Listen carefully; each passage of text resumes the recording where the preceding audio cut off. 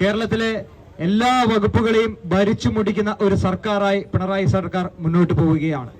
1957 മുതൽ കേരളത്തിൽ വിവിധങ്ങളായിട്ടുള്ള സർക്കാരുകൾ അധികാരത്തിലിരുന്നപ്പോൾ നമുക്കറിയാം, ഏതെല്ലാം മേഖലകൾ പരാജയപ്പെട്ടാലും അല്ലെങ്കിൽ ഏതെല്ലാം വകുപ്പുകൾ പാളിപ്പോയാലും വിദ്യാഭ്യാസ മേഖലയ്ക്ക് ഒരു പ്രത്യേക ഊന്നലുകൾ ഓരോരോ സർക്കാരുകൾ നടത്തിപ്പോന്നിരുന്നു. അതിന്റെ കാരണം ഇന്നത്തെ വിദ്യാർത്ഥികളാണ് നാളത്തെ ഈ നാടിന്റെ കരുത്തരായി അല്ലെങ്കിൽ കരുത്തരായിട്ടുള്ള യുവാക്കളായി മാറേണ്ടത് എന്ന തിരിച്ചറിവിൽ നിന്ന് വിദ്യാഭ്യാസ മേഖലയ്ക്ക് ഒരു പ്രത്യേക പരിഗണന എല്ലാ കാലഘട്ടത്തിലുമുള്ള സർക്കാർ നടത്തിപ്പോന്നിട്ടുണ്ട്. എന്നാൽ കഴിഞ്ഞ 8 വർഷക്കാലമായി കേരളത്തിൽ അധികാരത്തിലിരിക്കുന്ന പിണറായി വിജയൻ എല്ലാ വകുപ്പുകളെക്കാളും മോശം അവസ്ഥയിലേക്ക് വിദ്യാഭ്യാസ വകുപ്പിനെ കൊണ്ട് എത്തിച്ചിരിക്കുകയാണ്. ഇവിടെ വിദ്യാഭ്യാസ വകുപ്പ് എന്ന് പറയുമ്പോൾ പൊതുവിദ്യാഭ്യാസ വകുപ്പും ഉന്നത വിദ്യാഭ്യാസ വകുപ്പും സമാനതകളില്ലാത്ത രീതിയിൽ വലിയ രീതിയിലേക്കുള്ള വെല്ലുവിളികളിലേക്ക് നീങ്ങിപ്പോകുന്ന ഒരു സാഹചര്യം. ഇവിടെ കൊല്ലപരീക്ഷയാകാറാകുമ്പോൾ ഇവിടെ വിദ്യാർത്ഥികളെ കൊള്ളയടിക്കുന്ന ഒരു സമീപനവുമായി സർക്കാർ മുന്നോട്ട് പോവുകയാണ്. ഏതെങ്കിലും കാലഘട്ടത്തിൽ നമ്മൾ കേട്ടിട്ടുണ്ടോ പരീക്ഷ നടത്താൻ വേണ്ടി വിദ്യാർത്ഥികളിൽ നിന്ന് പിരിവെടുക്കുന്ന അല്ലെങ്കിൽ വിദ്യാർത്ഥികളുടെ മാതാപിതാക്കളിൽ നിന്ന് പിരിവെടുക്കുന്ന അധ്യാപകരിൽ നിന്ന് പിരിവെടുക്കുന്ന ഒരു അവസ്ഥയിലേക്ക് ഒരു സർക്കാർ എത്തിയിട്ടുണ്ട് എന്ന് പറയുമ്പോൾ എത്ര പരിതാപകരമാണ് കേരളത്തിന്റെ വിദ്യാഭ്യാസ മേഖല എന്ന് നമ്മൾ ചിന്തിക്കേണ്ടിയിരിക്കുന്നു. വലിയ സാമ്പത്തിക അടിയന്തരാവസ്ഥയിലേക്ക്, സാമ്പത്തികമായിട്ടുള്ള വലിയ പോരായ്മയിലേക്ക് ഈ സർക്കാർ മുന്നോട്ട് പോവുകയാണ്, കൂപ്പുകുത്തിക്കൊണ്ട് ഇരിക്കുകയാണ്. ഇതിന്റെ ഇരകളാക്കപ്പെടേണ്ടവരല്ല ഈ നാട്ടിലെ വിദ്യാർത്ഥികൾ.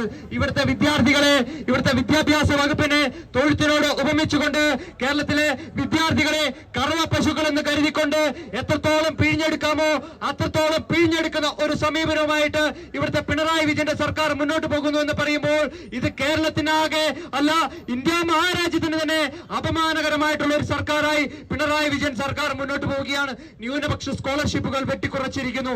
നമുക്കറിയാം 2024-25 അധ്യയന വർഷത്തിൽ ഏകദേശം 87 കോടി രൂപയാണ് ന്യൂനപക്ഷ ഡയറക്ടറേറ്റിന് വിവിധ സ്കോളർഷിപ്പുകളായി പുനർവിതരണം ചെയ്യാൻ വേണ്ടിയിട്ട് വകയിരുത്തിയത്.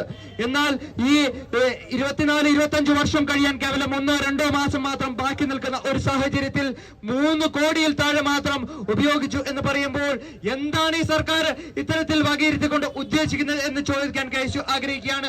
ഇവിടുത്തെ വിദ്യാർത്ഥികളെ, പൊതുസമൂഹത്തെ, ഇവിടുത്തെ മുഴുവൻ ആളുകളുടെയും കണ്ണിൽ പൊടിയിടുന്ന ഒരു സമീപനമായിട്ട് വാരിക്കോരി വിതറുന്നു എന്നൊരു പ്രതീതി ജനിപ്പിക്കുന്നു. അതിൽ നിന്ന് അല്പം എടുത്തുകൊണ്ട് വിദ്യാർത്ഥികൾക്ക് കൊടുക്കുന്നു. എന്ത് കെടുകാര്യസ്ഥിതിയിലൂടെയാണ് ഇവിടുത്തെ വിദ്യാഭ്യാസ വകുപ്പ് മുന്നോട്ട് പോകുന്നത്?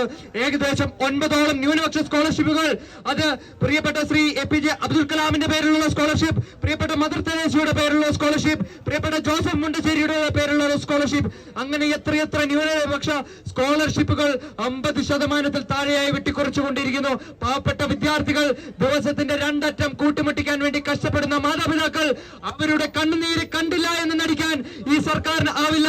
പാവപ്പെട്ടവന്റെ സർക്കാർ എന്ന് പറഞ്ഞ കേരളത്തിൽ അധികാരത്തിലേറിയ പിണറായി സർക്കാർ പാവപ്പെട്ടവന്റെ പാത്രത്തിൽ കൈയിട്ട് വാരുന്ന ഒരു സമീപനമായിട്ട് മുന്നോട്ട് പോകുമ്പോൾ കേരള വിദ്യാർത്ഥി യൂണിയൻ ഇന്ന് മലപ്പുറം കളക്ടറേറ്റ് മുൻപിൽ സമര പോരാട്ടങ്ങൾക്ക് തുടക്കം കുറിക്കുകയാണ്. ഏകദേശം 5 മാസക്കാലം മുമ്പ് ഇതേ മലപ്പുറത്ത് നിന്ന് തന്നെയാണ് നമ്മൾ +1 സീറ്റിന്റെ സമര വിഷയം ഏറ്റെടുത്തുകൊണ്ട് കേരളത്തിന്റെ സെക്രട്ടേറിയറ്റിലേക്ക്, തിരുവനന്തപുരത്തേക്ക്, കേരളത്തെ മുഴുവൻ ജില്ലകളിലേക്കും സമരങ്ങൾ വ്യാപിപ്പിച്ചത്. അതേപോലെ സമാനമായ രീതിയിൽ ഇത്തരത്തിൽ വിദ്യാർത്ഥികളെ ചൂഷണം ചെയ്യുന്ന ഈ സർക്കാരിനെ, വിദ്യാർത്ഥികളെ പോക്കറ്റടിക്കുന്ന സർക്കാരിനെ, വിദ്യാർത്ഥികളെ കൊള്ളയടിക്കുന്ന ഈ പിണറായി സർക്കാരിനെ പെട്ടിയിലാണിയടിക്കുന്ന ദൗത്യം കേരള വിദ്യാർത്ഥി യൂണിയൻ ഏറ്റെടുത്തുകൊണ്ട് അങ്ങ് തിരുവനന്തപുരത്തേക്കും കേരളത്തിലെ മറ്റു ജില്ലകളിലേക്കെല്ലാം ഈ സമരത്തെ വ്യാപിപ്പിക്കുകയാണ്.